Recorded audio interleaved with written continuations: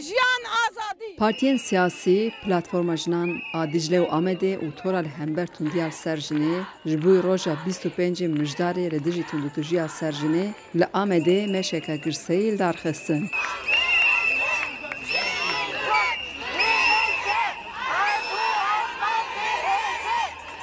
Bi sedan jin li meydana Şêx Saîd kombûn.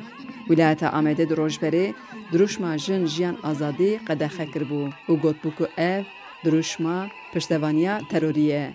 Lewma divê xwepeşandanê de jî li hember vê biryarê bertekata nîşandan û jin gelek caran vê duruşmê bers kirin. جن جیان آزادی ایلو دوین امی جن جیان آزادی قدخه بکن ام جی دوین کی جن جیان آزادی قدخه نایکنی و نکاری جن جیان آزادی قدخه بکن ام جی جن اون جن دوین کی جن جیان آزادی بجی بر خدانا جنان Di xwepeşandanê de navê jinê gatibûn qetil kirin yek bi yek hate gotin. Meryem Sevim Firdevs babam Nagihan Atarsın.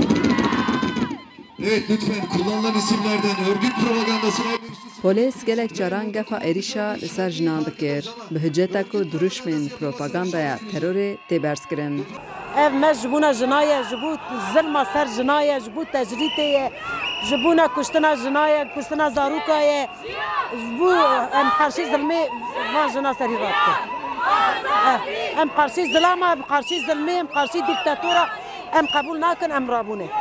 این یریشما مسئله جنو یریشکنی نابن اینه سیستم و دست خو زینیت خو مسئله کاش کو ماهی بن امر جو مردونی Serokwekîla grûpa HDP Gülistan Koçît û hevşaredara berê ya Amedê Gülten Kişanakşî axivîn û anîn ziman ew ser bilindin ku di çalakiya li hember tundiya jinê li Amedê bi jinan re li meydanê ne û bi xwedî biryarin ku ew ê tundiya li ser jinê rawestînin. Hevseroka Partiya Herêmên Demokratîk Çîdem Kılıçkın Uçar jî bi zazakî axivî û wê jî helwesta dewletê û yasayên polîtîkayên hikûmetê rexne kir.